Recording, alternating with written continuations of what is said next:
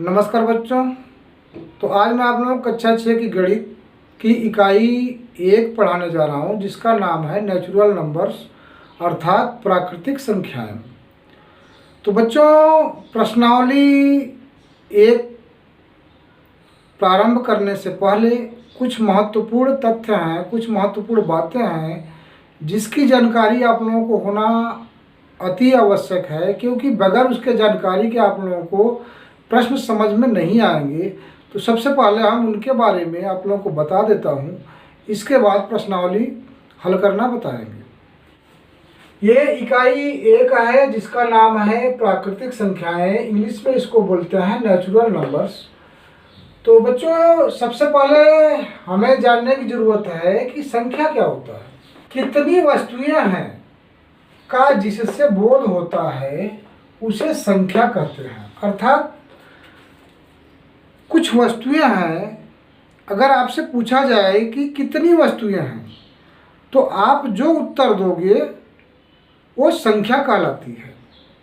यानी कितनी वस्तुएं हैं जिस चीज़ से उसका बोध होता हो वो संख्या कहलाती है।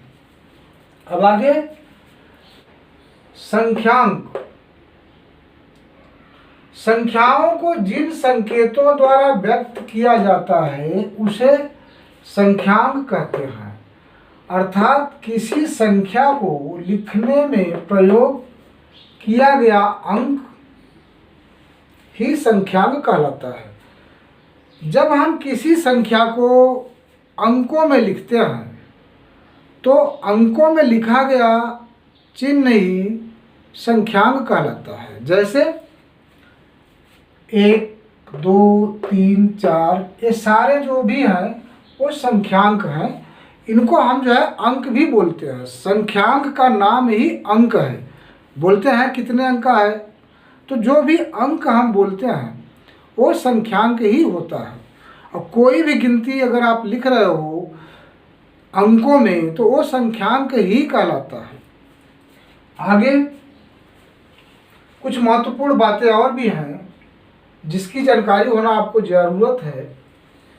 दिए हुए अंकों द्वारा सबसे छोटी संख्या प्राप्त करने के लिए दिए अंकों को बाईं ओर से आरोही क्रम में लिखते हैं। अगर कुछ अलग अलग गिनतियां आपको दी हुई हैं और पूछा जा रहा है कि इन गिनतियों के द्वारा सबसे छोटी संख्या लिखो, तो आप क्या करोगे कि दी हुई गिनतियों को सबसे बाएं तरफ से जो सबसे छोटी गिनती है वहाँ से प्रारंभ कर करके और बढ़ते हुए क्रम में लिख देंगे। आरोही क्रम का मतलब कि बढ़ते हुए क्रम, यानी कि छोटे से बड़े की तरफ। जैसे हम एग्जाम्पल भी दिए हैं कि अगर गिनती हमारी दी हुई है 5, 2, 7, 4। अब इससे बनने वाली सबसे छोटी संख्या अगर हमें लिखना है तो इसमें सबसे छोटी पहले जो है कि 2 है, तो बाएं तरफ से हम लिखना स्टार्ट करेंगे। सबसे छोटी 2 है, उसके बाद 4 है, उसके बाद 5 है, उसके बाद 7। तो इस तरह से इन गिनतियों के द्वारा बनी हुई सबसे छोटी संख्या लिखने के लिए हम क्या करेंगे, पहले 2 लिखेंगे, फिर 4 लिखेंगे, फिर 5 लिखेंगे, फिर 7 लिखेंगे। तो ये हो जाएगी 2, 4, 5, 7। अब यही जो है कि इनके द्वारा बनी हुई सबसे छोटी संख्या हो जाएगी। इसी तरह आगे बोल रहा है, यदि दिए हुए अंक में शून्य भी हो तो शून्य को बाएं से दूसरे स्थान पर लिखते हैं। इसी की बात अभी कर रहा है कि अगर इनमें से अगर इनके साथ शून्य भी एक अंक दिया होता तो हम सबसे छोटी संख्या कैसे बनाते। सबसे पहले इसमें से सबसे छोटी अंक को लिखते, उसके तुरंत बाद शून्य को लिखते और फिर उसी क्रम में बढ़ते हुए क्रम में लिख देते। जैसे हम उदाहरण दिए हैं कि यहाँ पे कुछ अंक दिया हुआ है 0,6, 2, 9 ये दिया हुआ है। तो इससे हमें सबसे छोटी संख्या प्राप्त करने के लिए क्या करेंगे कि इनमें से सबसे छोटी गिनती पहले 2 है तो 2 लिख लिया, उसके तुरंत बाद दूसरे स्थान पे हमने शून्य को लिख दिया, फिर उसके बाद जो है कि 6 लिखा, और बाद में जो है कि सबसे 9 लिखा।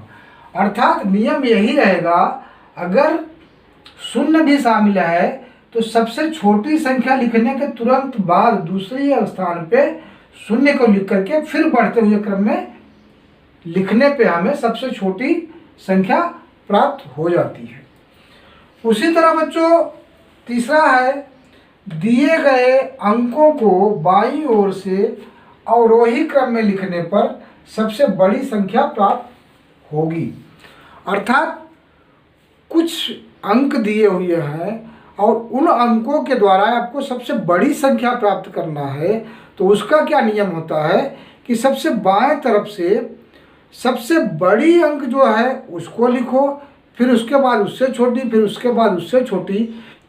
यानी सर्वप्रथम सबसे बाएं तरफ जितने भी अंक दिए हुए हैं उनमें से जो सबसे बड़ा है उसको लिखेंगे, और फिर जो है कि वहाँ से घटते हुए क्रम में पूरी अंकों को लिख देंगे।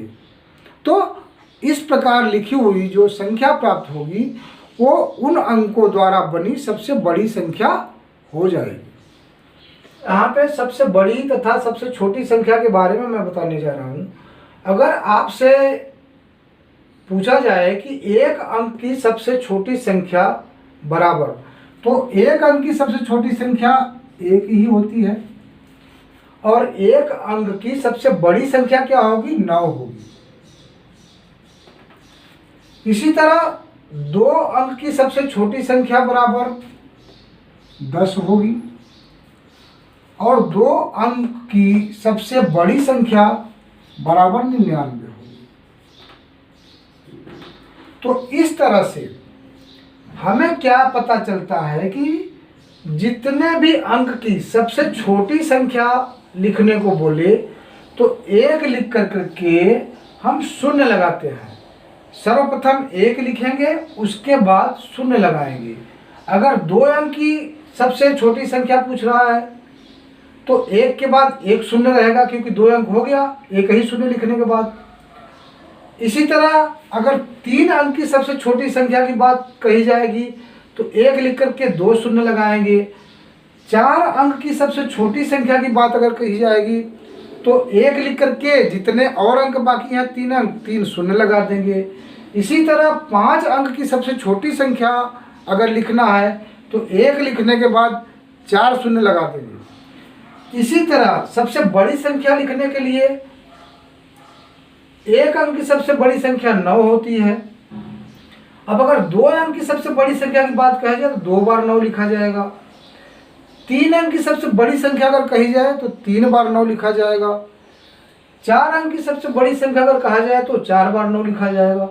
तो इस तरह से सबसे बड़ी संख्या के लिए जितनी अंक की सबसे बड़ी संख्या के बारे में पूछा जाए उतनी बार आपको 9 लिखना होगा। तो इस तरह से बच्चों हमें जितने भी अंक का सबसे छोटी संख्या अथवा सबसे बड़ी संख्या के बारे में आपसे पूछा जाए तो उस प्रकार से हम उसको लिख सकते हैं। स्थानीय मान, किसी संख्या में प्रत्येक स्थान के संगत अंक के मान को उस अंक का स्थानीय मान कहते हैं। अब किसी दी हुई संख्या में किसी अंक का स्थानीय मान निकालते कैसे हैं, तो उसके लिए नियम होता है, दी हुई संख्या में किसी अंक का स्थानीय मान ज्ञात करने के लिए दिया हुआ अंक लिखकर उसके दाहिने जितने अंक हों उतने शून्य लिख दो। अर्थात जैसे एग्जाम्पल है कि यहाँ पे 379 दिया हुआ है। अब इस 379 में 7 का स्थानीय मान हमें ज्ञात करना है, तो 7 को हमने लिख लिया। अब उसके दाहिने तरफ एक अंक और है तो 1 शून्य लिख दिया। उसी तरह 779 में 3 का स्थानीय मान बराबर क्या होगा, 3 के नीचे हमने 3 लिख दिया। अब उसके दाहिने 2 अंक और है तो 2 शून्य लिख दिया। इसी तरह 9 का स्थानीय मान ज्ञात करने के लिए हमने 9 को लिख लिया।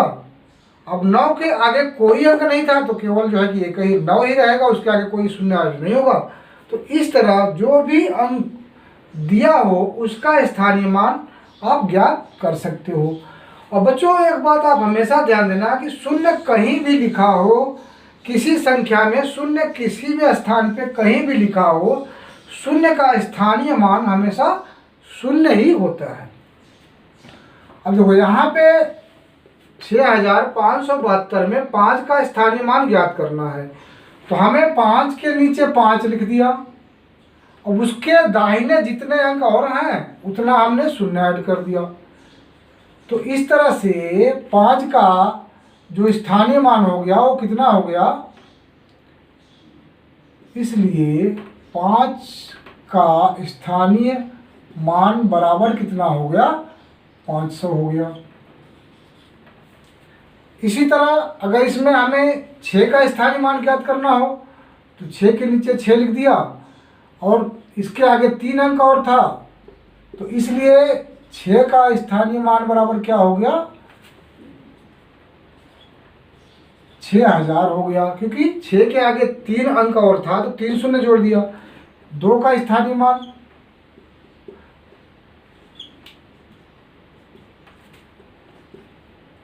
अब देखो 2 के आगे कोई भी अंक नहीं है और तो यहाँ पे जो है कि सिर्फ 2 ही लिखेंगे, इसके आगे कोई अंक नहीं है दाहिने तरफ, इसलिए एक भी शून्य उसमें नहीं लिखा जाएगा।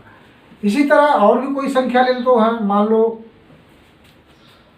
अब देखिए बच्चों यहाँ पे क्या दिया हुआ है, 92,051 है, इसमें शून्य का स्थानीय मान ज्ञात करने को बोल रहा है। तो मैं आप लोगों को पहले ही बता चुका हूँ, शून्य कहीं पे भी हो, शून्य का हमेशा स्थानीय मान शून्य ही होता है। क्यों होता है, क्योंकि अगर यहाँ पे हम शून्य लिख दिया इसके आगे 2 और अंक है तो 3 शून्य हो गया, तो इसमें कोई वैल्यू नहीं है, तो इसलिए शून्य का स्थानीय मान जो होगा वो बराबर शून्य ही होगा। तो इस तरह से शून्य कहीं पर भी हो, किसी संख्या में कहीं पे भी शून्य हो, शून्य का स्थानीय मान हमेशा ही शून्य ही होता है।